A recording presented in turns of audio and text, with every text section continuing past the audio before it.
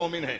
کافر کا عمل یہ بتائے گا کہ وہ کافر ہے، اور خداوند عالم بہت توجہ، مومن کا عمل بتائے گا کہ وہ مومن ہے، کافر کا بھی عمل بتائے گا کہ وہ کافر ہے. نہ مومن کسی کی پیشانی پر لکھا ہوا ہے، نہ کافر کسی کے ماتھے پر لکھا ہوا ہے.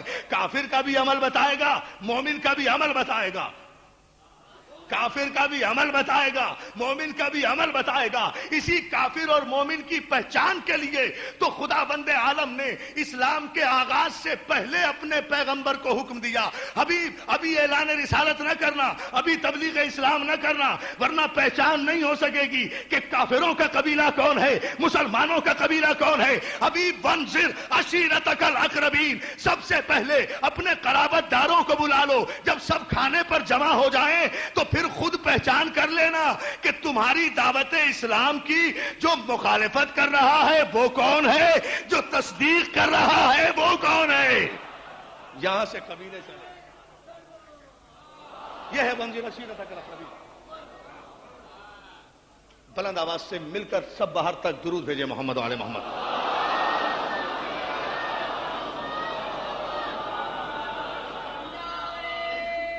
اللہ سلامت رکھے.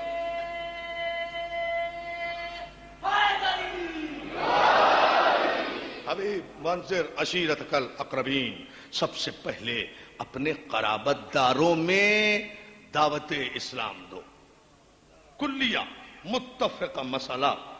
بڑے سکون سے اب آپ سنیں گے اس گفتگو کو جو میں عشیر سے شروع کر رہا ہوں، اور انشاءاللہ 9 محرم کو غدیر تک پہنچیں گے اگر مولا نے مدد کی اور ہمت دی. چونکہ مسلسل مجالس ہیں، یکے بعد دیگرے 7 مقامات پر پڑھ رہا ہوں، اس لیے میں آپ حضرات سے صرف توجہ کا طالب رہوں گا. باقی انشاءاللہ جتنی مولا نے مدد کی اتنی طاقت اور اتنا وقت میں آپ کی سماعتوں کی نظر کروں گا. جو گفتگو یہاں نامکمل رہ جائے گی وہ انشاءاللہ مغرب کے فوراً بعد 8 بجے المحسن میں، اور جو وہاں نامکمل ہوگی وہ انشاءاللہ رضویہ میں، جو وہاں نامکمل رہے گی وہ انشاءاللہ مارٹن روڈ میں. اسی طرح سے مسلسل ہیں یہ مجالس جہاں تک مولا نے طاقت دی. لیکن آپ سے صرف اس جملے پر میں توجہ چاہتا ہوں کہ یہ ملت کو غور کرنا چاہیے کہ وانذر عشیرتک الاقربین. حبیب، سب سے پہلے اپنے قرابت داروں کو دعوت ایمان دو، دعوت اسلام دو. اب آیت کے ایک ایک لفظ پر آپ توجہ فرمائیں. بات فضائل کی نہیں ہو رہی، بات اس بنیاد کو سمجھنے کی ہے. سب سے پہلے اپنے قرابت داروں کو دعوت ایمان دو.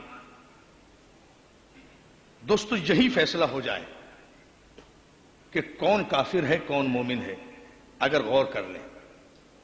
پیغمبر کو حکم قرآن کیا ہے؟ اپنے قرابت داروں کو، اپنے محلے والوں کو نہیں، اپنے خاندان کو، اپنے رشتہ داروں کو، اپنے قبیلے والوں کو، خاندان بنی ہاشم کو، اپنے خاندان کو سب سے پہلے دعوت ایمان دو. بڑی توجہ دوستو، سب سے پہلے بلاؤ اپنے قرابت داروں کو.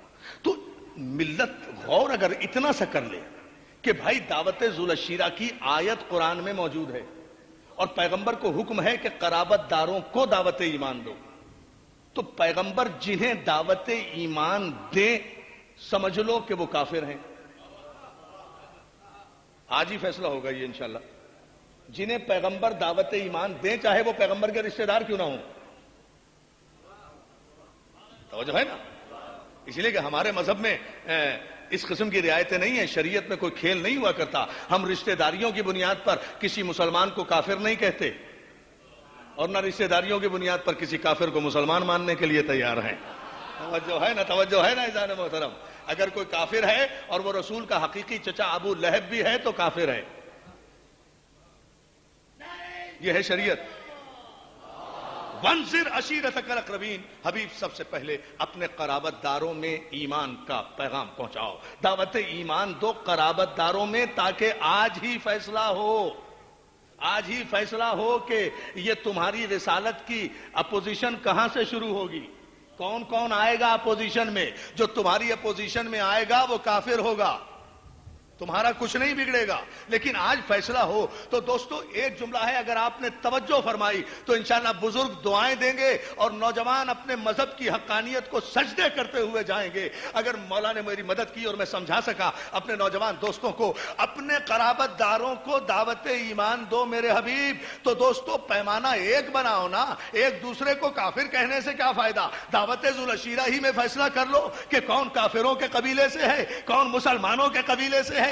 اگر پیغمبر اسلام ظاہر ہے، قرآن کی مخالفت پیغمبر نہیں کر سکتے، حکم الہی کی مخالفت پیغمبر نہیں کر سکتے. پیغمبر نے یقیناً قرابت داروں کو بلایا ہوگا، تو لب پیغمبر کو دیکھ لو اور مخاطب پیغمبر کو دیکھ لو کہ پیغمبر جنہیں بلا کر دعوت ایمان دیں سمجھ لو وہ کافر ہیں، اور جن سے دعوت کا اہتمام کرنے کو کہیں، ہائے ہائے ہائے ہائے ہائے ہائے ہائے ہائے. اللہ اللہ، میں بہت شکر گزار ہوں آپ کا. الحمدللہ آپ پہنچ گئے، اس کی صلوات بھیج دیں آپ محمد وآل محمد.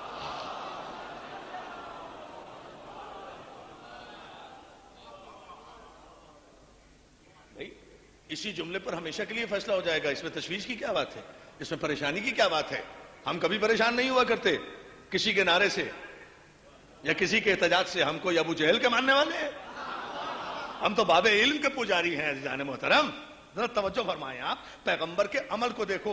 جنہیں پیغمبر نے دعوت ایمان دی انہیں دیکھو، اور جن کے ذریعے دی. اچھا اب آپ قرابت داری پر بحث کر لیں. بھئی ظاہر ہے کہ جب آیت نے یہ کہا ہے کہ قرابت داروں کو دعوت ایمان دو، ٹھیک ہے نا، تو قرابت داران پہ جو سب سے قریب ہیں پیغمبر کے، پہلے میں انہیں دیکھنا چاہتا ہوں جو سب سے زیادہ قریبی رشتہ دار ہیں.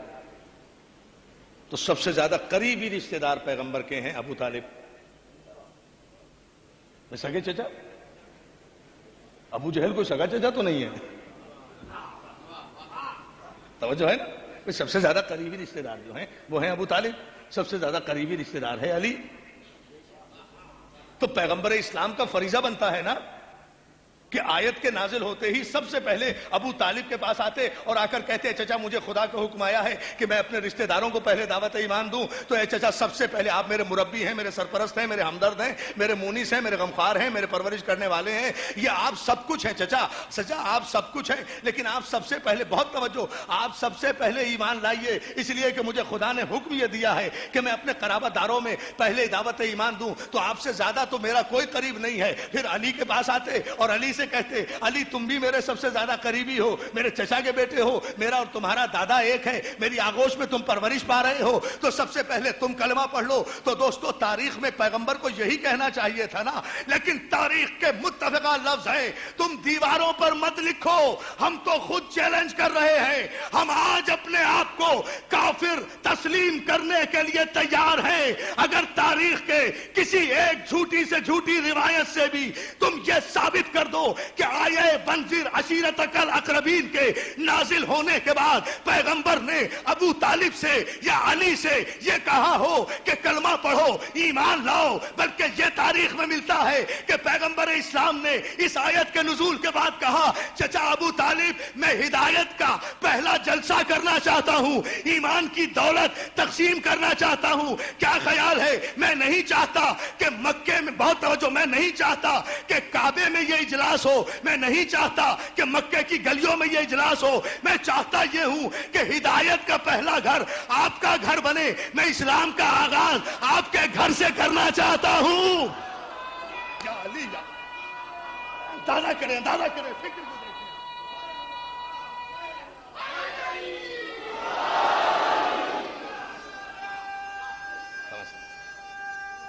پوری طاقت اور توانائی سے آخری آدمی تک میرا نوجوان دوستو،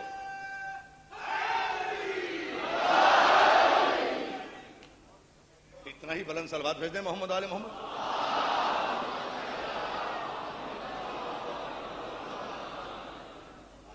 کیا دوستو دیکھیں، غور کریں اس مسئلے پر کہ یہ جو دعوت ذو العشیر ہو رہی ہے یہ جناب خدیجۃ الکبریٰ سے شادی کے بعد ہے، شادی سے پہلے نہیں ہے. یہ کہ کوئی یہ کہہ دے کہ بھئی رہتے ہی ابو طالب کے گھر میں تھے، دعوت یہاں نہ کرتے تو کہاں کرتے. Just clear it. کلیریفیکیشن دیکھیں آپ اس میں.